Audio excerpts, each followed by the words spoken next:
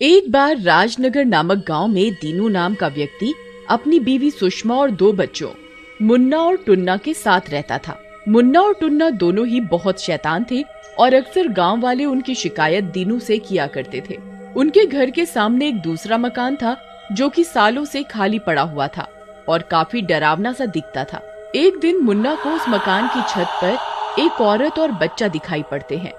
अरे टुन्ना, तूने उस मकान की छत पर कुछ देखा? मुझे वहाँ पर एक बहुत डरावनी सी औरत और एक बच्चा दिखा। अरे छोड़ो ना मुन्ना भैया, शाम को पापा से पूछ लेंगे। वैसे भी कई सालों से तो ये मकान बंद पड़ा है। फिर मुन्ना दीनू से मकान के बारे में पूछता है। अरे पापा, ये सामने वाला मकान किसका है और यहाँ कोई क्यों नहीं रहता? मैंने किसी डरावनी औरत को एक बच्चे के साथ छत पर देखा था। अरे तुम दोनों अपनी पढ़ाई पर ध्यान दो। ये मकान किसका है और यहाँ कोई क्यों नहीं रहता, इससे तुम्हें क्या? वैसे भी हमें यहाँ आए ज्यादा टाइम तो हुआ नहीं, तो मुझे क्या पता यहाँ कौन रहता है या ये घर ऐसा क्यों है। और ये सब फालतू की बातें बंद करो, रोज नई कहानी, गधे कहीं के नालायक। इसके बाद दीनू वहाँ से चला जाता है और फिर मुन्ना और टुन्ना भी बाहर खेलने चले जाते हैं। तभी मुन्ना देखता है कि एक गोपी नाम का गांव वाला नदी में नहा रहा है। अरे वाह वाह वाह वाह, इसे कहते हैं स्विमिंग पूल।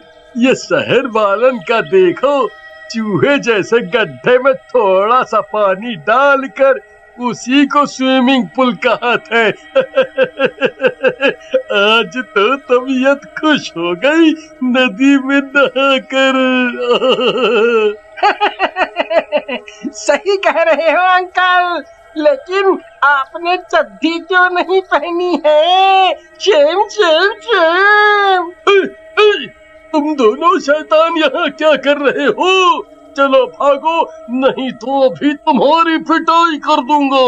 अरे अंकल, एक तो नंगे पुंगे घूमते हो और हमें ही डांट रहे हो। ये सही है, अभी मजा चखाते हैं आपको। ऐसा कहकर मुन्ना और टुन्ना गोपी के कपड़े लेकर भाग जाते हैं। गोपी, अरे गधो रुक जाओ, ये क्या कर रहे हो? रुक जाओ दुष्टों, मेरे कपड़े तो दे दो।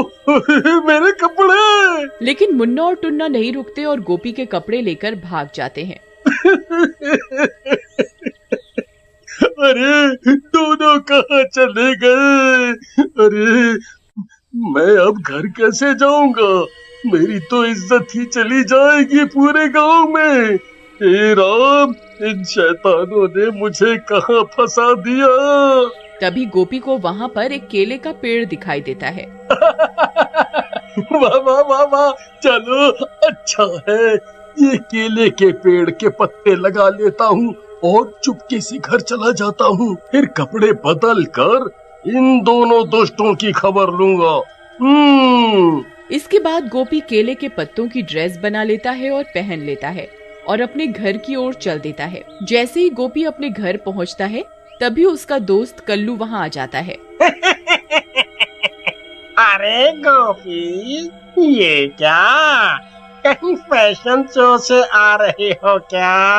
और ये क्या? पत्ते क्यों पहन रखे हैं? अरे क्या बताऊं, ये दोनों मुन्ना और टुन्ना की वजह से है। इन दोनों की तो मैं टांगे तोड़ दूंगा। इसके बाद गोपी कल्लू को पूरी बात बताता है। वे दोनों बातें कर ही रहे होते हैं कि तभी पीछे से एक बकरी केले के पत्ते खाने लगती है। अरे गोपी भाई, इन दोनों की टांगे तो बाद में तोड़ना, पहले अपनी इज्जत बचाओ। देखो, बकरी तुम्हारे पत्ते खा रही है। इसके बाद गोपी जल्दी से घर में घुस जाता है। थोड़ी देर बाद गोपी कपड़े पहनकर निकलता है और सीधे मुन्ना और टुन्ना के घर पहुंचता है और दीनू को उनकी सारी बात बताता है। अरे बाप रे, ये दोनों तो सचमुच बहुत शैतान हो गए हैं। गोपी भैया, मैं आपसे माफी मांगता हूँ और इन दोनों नालायकों को घर आने दो। मैं इनकी खबर लूंगा अच्छे से। उस रात दीनू के घर के सामने वाले मकान में अचानक लाइट जलने लगती है और उसकी रोशनी दीनू के कमरे में जाती है। अरे सुनते हो, लगता है अपने सामने वाले मकान में कोई रहने आया है। लाइट जल रही है। अरे यार क्या लुगाई है। अरे लाइट जल रही है तो जलने देना, कल सुबह जाके देख लेंगे। सोने दे, अब मुझे काम पर जाना है। उसके बाद सुषमा और दीनू सो जाते हैं। अगली सुबह उठकर दीनू उस मकान में जाता है। वहाँ पर मकान का मालिक और उसकी बीवी अपने बच्चे के साथ बैठी होती है। अरे भाई साहब, आपने ये मकान लिया है क्या? काफी दिनों से यहाँ कोई नहीं रह रहा था। जी भाई साहब, मैंने ही ये मकान खरीदा है, सस्ता मिल रहा था तो ले लिया। वैसे आप कौन? जी मैं आपका पड़ोसी हूँ और सामने वाला मकान मेरा है। कोई भी काम हो तो बताना, मैं पूरी मदद करूँगा आपकी। उसके बाद दीनू वहाँ से चला जाता है। एक दिन मुन्ना और टुन्ना अपने घर के बाहर खेल रहे होते हैं। तभी उन्हें सामने वाले मकान में एक लड़का दिखता है जो उनकी तरफ काफी देर से देख रहा होता है। अरे टुन्ना, कई दिनों से देख रहा हूँ, ये लड़का ऐसे ही अपने घर से हमें देखता रहता है, लेकिन कुछ बोलता नहीं है। कुछ गड़बड़ लगती है। लगता तो मुझे भी ऐसा ही है। एक काम करते हैं, चलकर देखते हैं। मुन्ना और टुन्ना चुपके से सामने वाले घर की खिड़की के पास जाते हैं, लेकिन खिड़की ऊपर होने के कारण मुन्ना टुन्ना को अपने कंधे पर बिठा लेता है और टुन्ना अंदर झांकता है। अरे टुन्ना, अंदर कुछ दिखा? चुप क्यों है? अरे मुन्ना भैया, चुपचाप चलो यहाँ से, अंदर बहुत गड़बड़ है। अरे क्या हुआ? कुछ तो बोलो। अंदर एक चुड़ैल है मुन्ना भैया। चुड़ैल? क्या बोल रहा है भाई? आंटी देख ली होगी तूने बिना मेकअप के। मैं देखता हूँ, तू मुझे कंधे पे उठा, डरपोक कहीं का चुड़ैल। इसके बाद मुन्ना टुन्ना के कंधे पर बैठ जाता है और अंदर झांकता है। अंदर एक चुड़ैल जो कि देखने में बहुत ही डरावनी होती है, एक लड़के को पकड़कर बैठी होती है और लड़के को मांस का टुकड़ा खिला रही होती है। टुन्ना, टुन्ना भाग यहाँ से, ये तू चुड़ैल है। भाग, अपनी जान बचा करके भाग, भाग, भाग टुन्ना भाग। उनका ये शोर सुनकर चुड़ैल बाहर आ जाती है और उन दोनों को भी पकड़ लेती है और घर में बंद कर देती है। क्या सोचा तुम दोनों ने, मुझसे भाग पाओगे? अब तुम दोनों भी इसी के साथ बंद रहोगे। उधर मुन्ना और टुन्ना के काफी देर से घर न आने की वजह से दीनू और सुषमा उन्हें ढूंढने लग जाते हैं। इन दोनों नालायकों ने नाक में दम कर रखा है। जब देखो शरारत। आज मिल जाए तो इनकी टांगे तोड़ दूंगा। अरे क्या नास मिटा आदमी है, इसे बिल्कुल भी दुख नहीं है बच्चों के खोने का, अभी भी मारने की पड़ी है। उसके बाद दीनू सामने वाले पड़ोसी के घर मुन्ना और टुन्ना को पूछने जाता है। अरे भाई, आपने मेरे बच्चों मुन्ना और टुन्ना को देखा है? दोनों नहीं मिल रहे, मुझे लगा शायद आपके यहाँ आए हों। नहीं भाई, हमारे यहाँ तो कोई भी नहीं आया। अगर मुझे दिखेगा तो मैं बता दूंगा। हाँ, बता दूंगा। मकान मालिक जल्दी से दरवाजा बंद कर देता है, लेकिन मकान मालिक की इस हरकत से दीनू को उस पर शक हो जाता है। उसी रात को उस सामने वाले मकान से काफी अजीब अजीब सी आवाजें आने लगती हैं। अगले दिन दीनू ये सारी बात गोपी को बताता है। दीनू भाई, जो तुम बतावत हो, हमका तो भूत प्रेत का चक्कर लगत है। एक काम करो, रात में चलत हैं और अपनी सुरक्षा के लिए एक ठो तांत्रिक भी ले लेंगे। हाँ। उसके बाद गोपी, सुषमा और दीनू एक तांत्रिक के साथ सामने वाले घर में जाते हैं। उन चारों को देखकर मकान मालिक घबरा जाता है और भागने की कोशिश करता है, लेकिन गोपी और दीनू उसे पकड़ लेते हैं और उसे पीटने लगते हैं। अरे अरे मर गया रे। अरे अरे मुझे मत मारो, मुझे मुझे मत मारो, मुझे मत मारो। छोड़ दो मुझे, छोड़ो। छोड़ेंगे नहीं, फोड़ेंगे। अगर तूने सच नहीं बोला कि क्या चक्कर है और मेरे बच्चे कहाँ हैं? हाँ, मैं बताता हूँ, लेकिन मुझे मत मारो। दरअसल ये चुड़ैल है जो मेरे पीछे पड़ गई है। मुझे ये एक रात जंगल से घर आते समय मिल गई थी। अब मैं जहाँ भी जाता हूँ ये मेरे पीछे पीछे आ जाती है और मेरे बेटे को मार डालने की धमकी देती है। मुझे और मेरे बेटे को बचा लो। वो हर अमावस की रात को बच्चों की बलि देती है। बचा लो, हमें बचा लो। बचा लो। तभी वो चुड़ैल वहाँ आ जाती है। तूने इन लोगों को सब बता दिया लेकिन तूने क्या सोचा ये तुझे बचा लेंगे? ये भी अब तेरे साथ ही मरेंगे।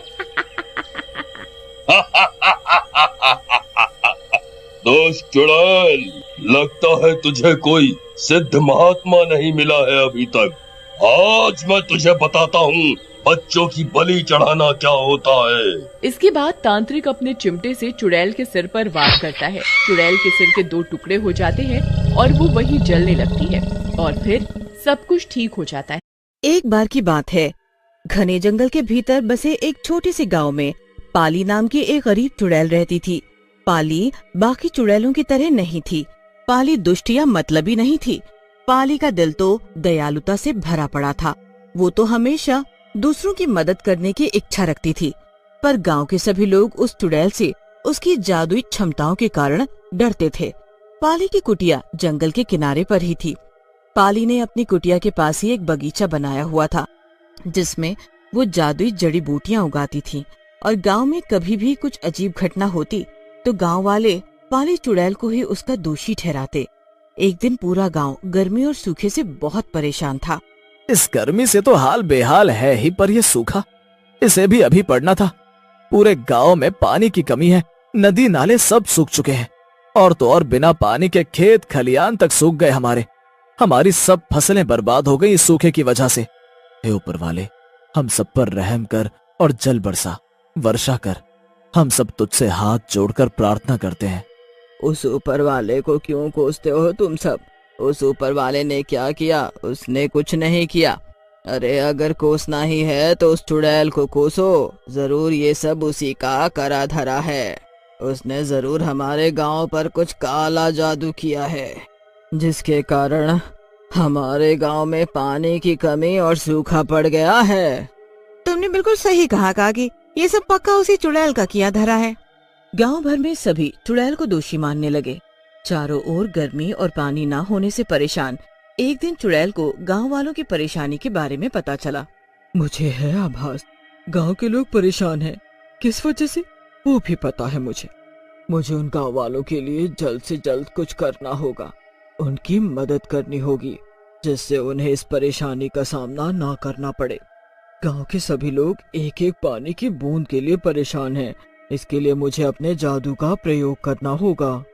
एक दिन पाली ने अपनी शक्तिशाली जादू का प्रयोग किया, प्राचीन मंत्र का जाप किया। तभी अचानक गांव के ऊपर काले बादल मंडराने लगे और तभी वर्षा होने लगी। वर्षा देखकर सभी गांव के लोग खुशी के मारे बाहर निकल आए। ओ शामू, ओ मुरली, देखो जरा हमारे गांव में ये अचानक बारिश कैसे होने लगी भाई। हाँ भाई, ये तो चमत्कार ही हो गया।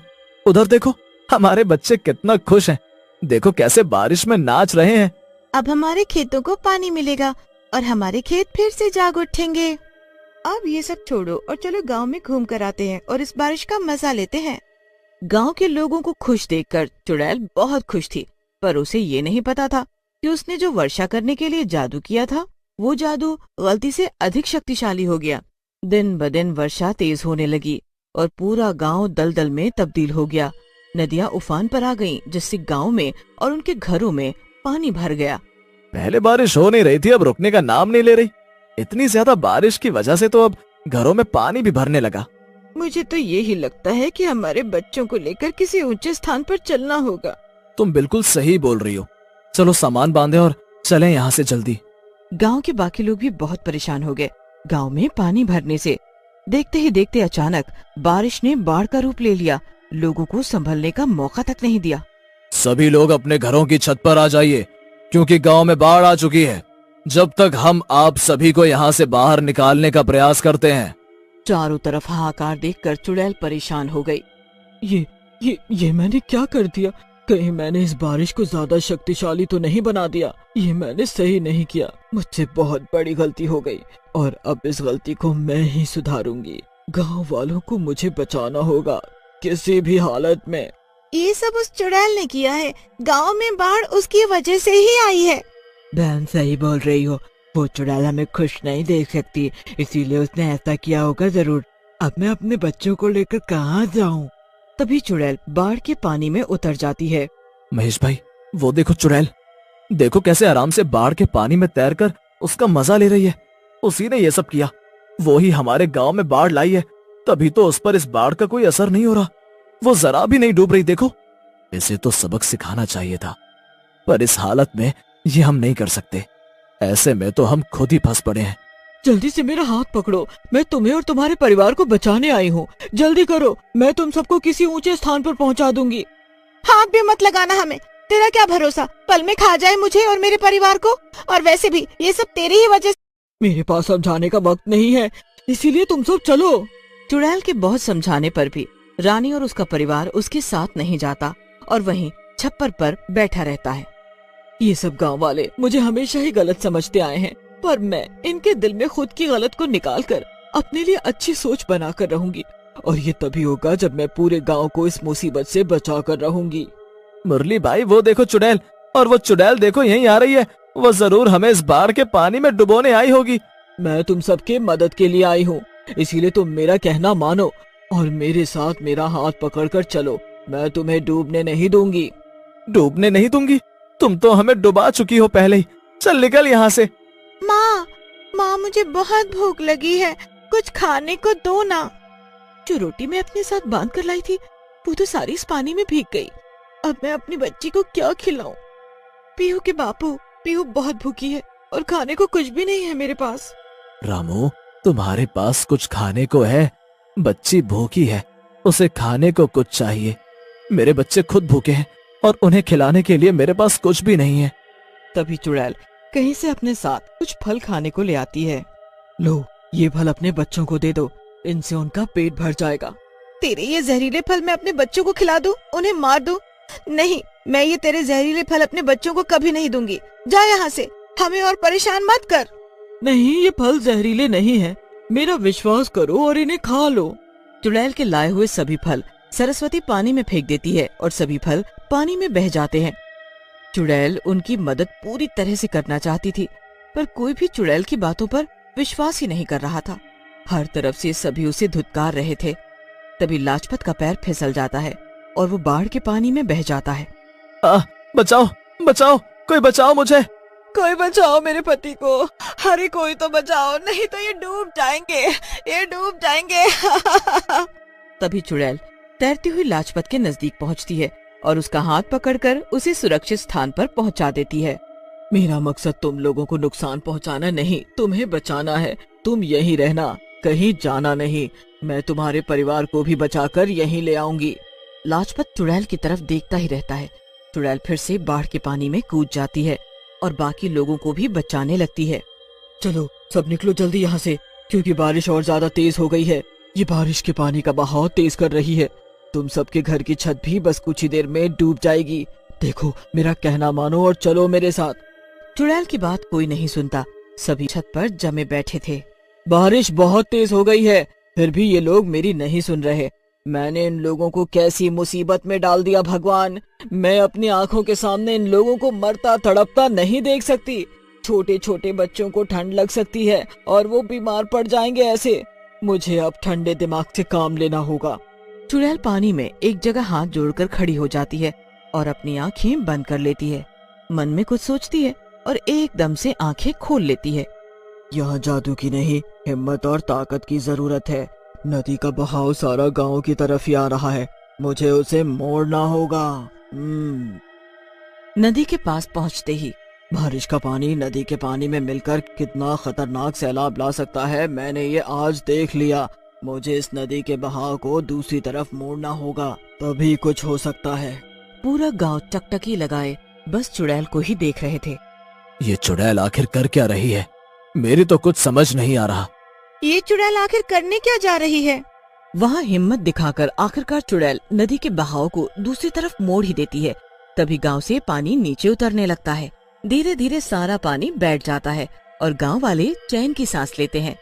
ये सारा पानी देखो गायब हो गया। अब हमें डरने की कोई जरूरत नहीं। और ये सब इस चुड़ैल की वजह से हुआ है। मैंने क्या, हम सब ने देखा कि कैसे तुमने अकेले ही नदी के बहाव को दूसरी ओर मोड़ा और हमारी जानें बचाई। तुम्हें हम सब ने कितना गलत समझा। तुम्हारी एक नहीं सुनी और तुमने ही हमारे बच्चों की जान बचाई। तुम्हें हम सब ने क्या क्या नहीं बोला। अरे कोई बात नहीं, तुम सब ने मुझ गरीब को एक साथ इतना मान सम्मान दे दिया कि खुशी के आंसू ही निकल पड़े मेरे तो। चलो हम सब मिलकर गांव को पहले जैसा कर देते हैं, साफ और स्वच्छ। बारिश के रुकते ही सभी ने मिलकर गांव की सफाई की और उसे पहले जैसा फिर से बना दिया। चुड़ैल ने गांव को तो बचाया ही, साथ में मान सम्मान भी पाया उनसे।